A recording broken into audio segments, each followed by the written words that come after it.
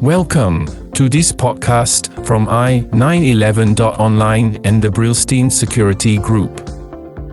We offer you professional investigative services, private intelligence services and information brokering, worldwide reliable and loyal. Thank you for taking the time to listen to this podcast. My name is James and I am an associate of the Brillstein Security Group in Hong Kong and Singapore. My interview partner today is once more Mike Mallock. Hi Mike. Welcome to part 2 of our interview. Hello James. Thank you. It's good to talk with you again. And hello to our listeners too. Mike, in our last interview, you talked about 8 important points any undercover investigator has to watch out for. What are you going to tell us about this subject today? Well, James, last time I touched the basic 8 rules for any undercover agent, and today I will stay on the same subject, but I'll talk about 14 professional insider tips, things that I've learned from my instructors back in the day, which I also learned to be true during the course of my own work as a covert investigator over many years. Great. Go ahead then and talk away, Mike. Okay, here goes. Interview part 2, 14 real tricks of the undercover game. Things you should know if you want to survive your undercover assignments. Number 1, law enforcement really hates this one trick.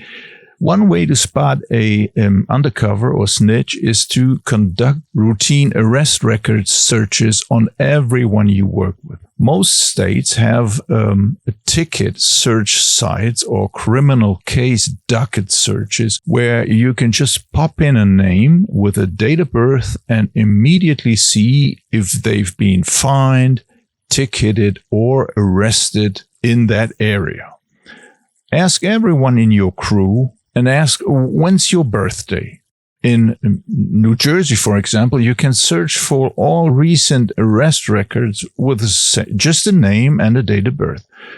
Keep an eye on that. Under the law, for instance, incident encounter logs, tickets, arrests made, and other records are public records, and upon request you have access, even anonymously. So routinely check for police encounter logs, police incident reports, and arrest records on everyone in your crew and everyone you deal with. And if there's a hint of an arrest or encounter that you're not aware of, you better assume that that guy's in bed with the other side of the lion's den. And if there's absolutely no record on that guy, that's also very fishy. Who never had a speeding ticket or something like that, right? So someone who is 100% clean has to be fake. Number 2, out of place. How to spot an undercover? Well, they pop up out of nowhere. They just moved here from out of town. They haven't been living here long, but seem to know tons of people. And a lot of the time, an undercover will be sent out of their hometown because of how connected groups are. All right? So, out of place, that's a bad sign. Number 3, the hunter's look. Well, undercover and cops, they're not walking down the street like normal street-type folks trying not to bump into something. They're walking down with that focused look with precise intent. Anyone who has stared down the sights of a firearm can spot someone else that has, because they all have that focused look. Do they walk with a purpose, with heads and eyes straight up, in a state of vigilant awareness of their surroundings? Well, they might be an undercover. Number 4, the Marlboro Man walk. You can recognize an officer by how far away their hands are from their torso. Cops have to carry around heavy equipment around their torso, preventing a relaxed posture forcing their arms to protrude a few millimeters away. This is from wearing a duty belt with all sorts of stuff on it, such as gun, a radio, extra ammo, handcuffs, etc., etc. They all get into the habit of keeping their arms off of their duty belts. It's a habit that seems hard to break from what I've seen. So do they keep their hands open at all times and a little away from the body? That indicates cop or ex-military. 5. No social media. No social media accounts, or if they do, very little photos and friends, having near to no friends or family from years ago growing up. Anybody they say is a friend from back in the day has a sketchy social media account too, with very little pictures of friends. The trick as an undercover is to build a social media presence with real people who don't know about your real job. Build a reputation on something totally unconnected, a real background. It's tricky, it takes time, but this can be a lifesaver because undercover people usually have a very sketchy social media presence. Number 6, sense of immunity. Well, if a guy has little worry about getting caught by the police, acting invincible, even to the point of being reckless and careless, well, no real gangster with any street smarts would do that. That's a sign which screams undercover. 7. Posture. A criminal will have his shoulders slumped as a sign of resignation. A cop will always be standing tall with his chest out to show how bad he is. See if the posture of someone you suspect of being undercover matches his alleged stature in life. Small town hood with a large ego? That's strange. And if he's supposed to be a big shot, how come you never even heard of him before? Number 8. Look at any and all tats. The tattoos, do they match what the tattoos etymology is and their story? Some may have military service tattoos. Convicts usually have tats telling their life. Ask them about their tattoos and dig deeper into their story. Number 9, jargon and lingo. Struggling with the slang regular outlaws are using at the time, or using expressions only a cop would use, that can be an easy giveaway. Number 10, unexpected flash. Well, that's some techniques undercover people use that often does the trick. It's called the unexpected flash. This is when the undercover shows up at a bad guy's place and showing something these people are not prepared to see. You tell them you have to make a delivery for a friend, pop up the trunk of your car, and you have 2 kilos of coke wrapped and sealed. And this criminal's eyes get big because now they know you for real and you have connections.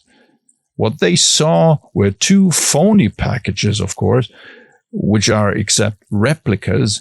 And the undercover could also flash a trunk full of guns borrowed from the evidence room from old cases. The point is to earn your credibility as an undercover with a simple con man trick. The unexpected flash also works with quantities of cash, trying to give a guy large amounts of produce to sell for them. If you refuse, they make a huge deal about it. So the undercover will pretend to be hurt or vexed, fronting you with product you never wanted or asked for. That's a bad sign. So the best 4 for last. 11, pose for a selfie. If you suspect someone of being undercover, watch their reaction very carefully. if there's one thing that will rattle undercover more than the fear of Satan or God or both, it's face pictures of them potentially later being circulated or posted online after the adjudication of the case blowing their cover. Well, the undercover's faces are their crown jewels, which is why they are allowed to testify incognito very often in a court case. Any photographs of them in the hands of potential persons of interest would create an instinctive, knee-jerk survival instinct. So anyone you suspect of an undercover, try to take a face picture. Number 12, lure them into a confined space. Spontaneously ask them to come inside some room they don't know and they didn't expect to be asked to enter, an alleyway outside the planned meeting site. They will hesitate to follow you. They don't like to deviate from the planned target meetup plans. They could be lured into a potentially dangerous situation, and they would immediately hesitate. On the other hand, any druggie would follow suit without a wink to have their plate fixed for their fix. They'd follow you into a deadlocked basement full of armed dealers without a wink. They want just their fix, but undercovers would not. So that's a trick to find out. Number 13, inverse surveillance. If you dare, follow the undercover using a team of your own crew, by car or foot, until they reach the final destination. Now, it's a dangerous game because undercovers are usually not bad at counter-surveillance, but if you do it correctly, that could lead you to their doorstep. GPS tracking works fine also, but be aware that there are means to detect a GPS tracker. And if that happens, well, your case is blown. And here's number 14, SDR, which means Software Defined Radio. Now, this is a nuke. This is an atom bomb, but it's outside the knowledge and practice in deployment of your ordinary hoodlum. But if you're a bit tech savvy, buy a $20 dongle, which would enable you to scan for any frequencies and radio transmissions ordinarily used by police undercover outside the normal frequency spectrum baseline. Any suspicious frequencies transmitting on encrypted and secure channels within the vicinity each time the undercover comes nearby would be a dead giveaway. You could even track the vehicles using their TPIS, which is Tire Pressure Information System, which broadcasts in the 433 megahertz range, enabling you to exactly fingerprint a suspect vehicle and track them from miles away if you know what you're doing. Now, this is advanced spy stuff, but it's worth the effort if you know what you're doing. Okay, and those were my 14 insider tricks for undercover operatives. That was again very exciting and highly interesting, Mike. Thanks very much. I'm already looking forward to the next interview with you. And please be safe out there. Well, it's been my pleasure to talk with you, James. Thank you. Goodbye to you and our listeners. And take good care too. Okay, great. Looking forward to chatting with you again. And a big thank you to everyone who is listening. Until very soon again, I hope. This is James from Brillstein Security Group, East Asia. Please stay safe and healthy. And if you have any questions about investigative services or professional training, please feel free to contact our team at any time. Best wishes for today.